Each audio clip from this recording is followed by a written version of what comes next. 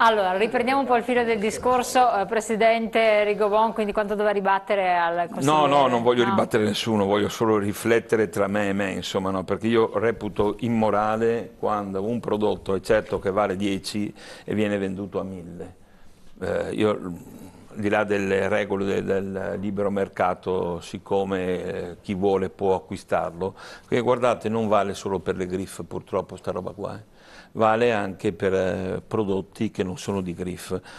E allora, se vogliamo fare un ragionamento che parta, come dire, anche dall'educare, se vogliamo, una parola che è così molto cara a tanti ma poco praticata, vale la pena di ricordare, questo forse do il destro a lei, per fare un passo in avanti, cioè la tracciabilità. Che cos'è intanto, no?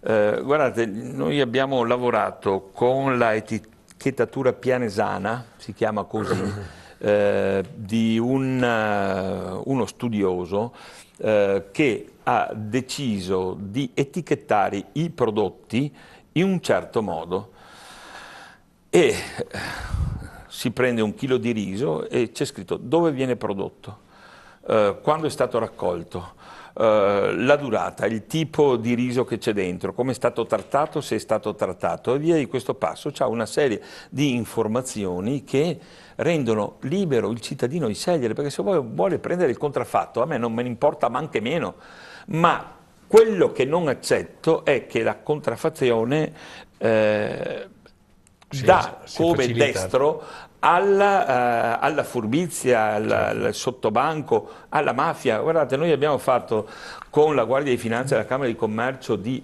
Mestre quest'anno 3-4 interventi in 3-4 negozi cinesi, io non sono una difficoltà a dire quali sono, dove il negozio finalmente è stato chiuso.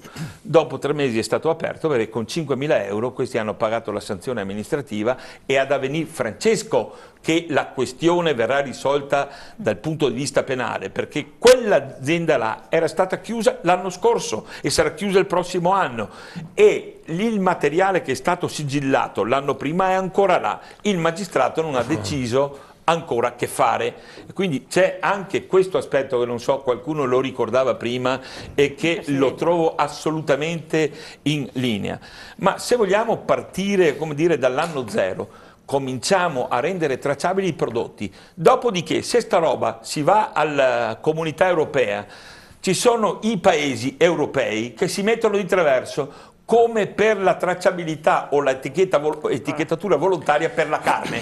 Etichettatura volontaria non è passata al Parlamento europeo perché i paesi del nord, Olanda in testa, si sono messi di traverso, Francia compresa. E allora, anche su questo piano, il punto non è solo dei consumatori o delle imprese, anche la politica, quella buona, dovrebbe fare la sua parte. No?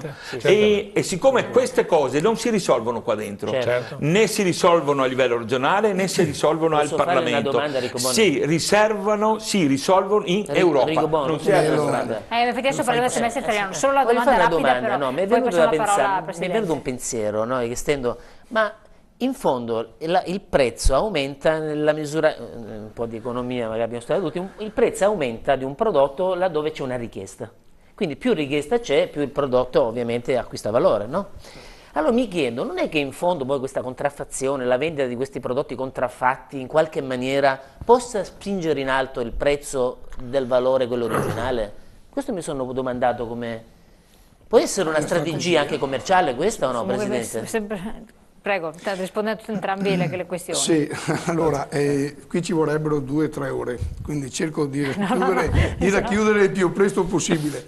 Intanto una cosa, quei signori che siamo abituati a chiamare furbetti, io li chiamerei delinquenti. Iniziamo a metterli su delle belle righe. Perché chi fa il una furbetto, bacheca apposita. No, invece qui in Italia abbiamo il privilegio di dire il furbetto ha evaso l'IVA, il furbetto no, il delinquente ha fatto questo. Questo le fa molto onore, le devo dire. Quindi chiariamo le cose. Perché è bene che siano per primi gli imprenditori. Certo, ma io l'ho sempre detto. No, ma guardi, le sto dicendo, le fa molto onore per questa ragione. Ma allora, iniziamo il discorso. Contraffazione, tracciabilità, made in. Sono cose totalmente diverse. Perché il Made in è quell'etichettatura che noi siamo obbligati a mettere in un nostro prodotto, che può essere, sappiamo benissimo come l'ha spiegato lei, la comunità europea non ce la vuole perché sono commercianti e non lo vogliono. Quindi lì noi abbiamo persa la battaglia e la stiamo perdendo. C'è stato il semestre italiano? Abbiamo fatto il semestre italiano e qui non è nato niente, quindi l'abbiamo già perso. Questa è un'occasione. Ci avevano promesso 130 milioni di euro per la legge di stabilità, abbiamo perso, non li abbiamo visti neanche quello.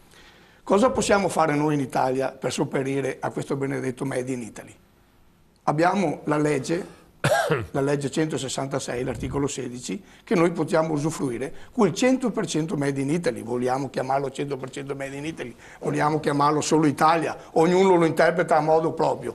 Noi della Confartigianato lo chiamiamo 100% Made in Italy. Cosa vuol dire? È un'etichettatura facoltativa, non è obbligatoria. Quindi essendo un'etichettatura facoltativa, se tu non rispetti quello che dici, c'è il penale. In questo caso c'è il penale. Però chi mi garantisce una cosa del genere? Me lo garantisce una tracciabilità fatta all'esterno delle nostre aziende, non le nostre aziende che se lo facciano, perché corriamo il rischio, visto la legge italiana come è sempre fatta, io ho sempre detto corriamo il rischio che il laboratorio cinese che non rispetta le regole in Italia mi fa anche lo sbaffo che mi mette 100% Made in Italy perché l'ho fatto in Italia. Quindi ci vogliono delle regole ben precise, per questo dico ci vogliono le regole, bisogna che ci sia l'istituzione che si mette davanti, cioè bisogna che ci sia una tracciabilità. Con questa tracciabilità, la tracciabilità è una cosa fondamentale secondo noi per qualsiasi tipo di prodotto, perché l'acquirente finale deve sapere cosa compra, da dove viene, che sia fatto in Tunisia, in Cina o in Turchia, a me non dà fastidio. L'importante è che sia dichiarato che il 30% l'ho fatto in Tunisia, la confezione l'ho fatto in Cina, l'ho stirato in Italia, tracciabilità.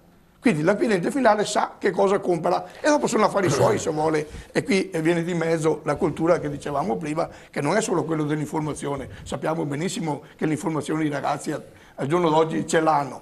Quello che preme a me è far capire cosa indossano, qual è il rapporto di un capo che è stato fatto o contraffatto.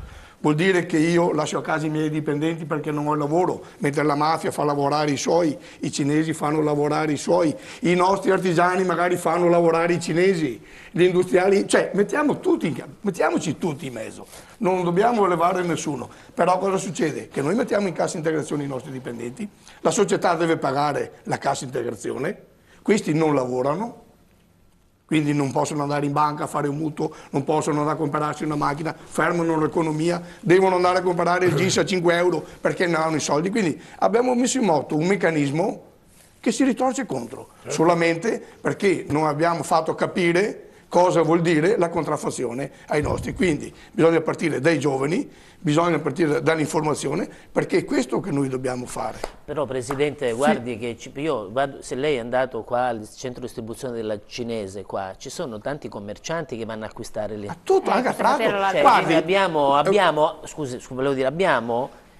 purtroppo la malavita organizzata, quindi cinese non solo, Camorra, 'Ndrangheta, che impongono ad alcuni commercianti anche la vendita di certi prodotti. Quindi sono d'accordo con lei sul fatto se il prodotto è tracciabile, gli organi giudiziari possono verificare e vedere da dove proviene. Quindi però c'è questo problema anche, che molti commercianti per vari motivi, e non per ultimo perché devono vendere, se andate al centro cinese io vedo persone che conosco, hanno negozi che vanno a acquistare lì. Guardi, io non so se ero con lei 2 o 3 anni fa o con un'altra intervista, ero qui a Padova e ho denunciato il fatto dei cinesi, ma mi sembra con lei. Ho detto, ma nessuno li denuncia, guarda, sono qua in televisione, li denuncio io. Perché non è possibile che ci sia una cosa del genere e nessuno va dentro. Se vai dentro con l'assegno non ti vendono la merce. Se vai dentro con la carta di credito non te la vendono. Se vuoi fattura non te la danno. O vai in contatto. Allora, siccome lo sappiamo tutti, non mi spiegavo come mai succedesse. Ma d'altronde, essendo successi anche a Prato... Si è dato una risposta nel frattempo da 2 anni a sta parte o no? Evidentemente va bene a tanti. Va bene a tanti. Vorrei terminare il discorso. Ci sono gli argomenti per poter fare una cosa del genere. A parte che sappiamo benissimo le dogane, c'entra di tutto perché abbiamo fatto una relazione la settimana scorsa, vi dico che sono più alla moda le contraffazioni di un napoletano che parlava con cinesi in napoletano, che della merce a Napoli non vendeva venduta perché il colore non era bello, veniva portata su a Milano perché quel colore a Milano veniva venduto. Quindi più avanti della moda erano loro. C'è un sistema, e la politica, chi ha parlato prima di politica, e mi dispiace qua, non siamo stati condivisi, la merce va distrutta. Io devo rendere non appetibile chi vende la merce contraffatta. Esatto, invece adesso, come ha detto prima, dopo due settimane viene ridata con 5.000 euro di multa. Ma 5.000 euro di multa sono i soldi che ci hanno portato via nel giro di 2 giorni. Le pagano, non dobbiamo rendere appetibile l'acquirente. Distruggiamo la merce. Però l'articolo 260 del codice procedura penale, comma 3, che mi sono studiato venendo qua, impone all'autorità giudiziaria di distruggere il bene sequestrato, a meno che non possa, quindi non vale per l'alimentare o per prodotti scaduti, può essere dato anche per beneficenza o può essere dato in donazione. Infatti, a chi ha ordinato la merce? Purtroppo avviene anche questo. Ecco, io non sono d'accordo su questo. Allora, fattiamo un altro tabù, per favore, il DURC. Perché parliamo anche di quello che viene lavorato qui in Italia da noi, perché parliamo dell'estero. Guardiamoci noi in Italia e risolviamo i nostri problemi in Italia.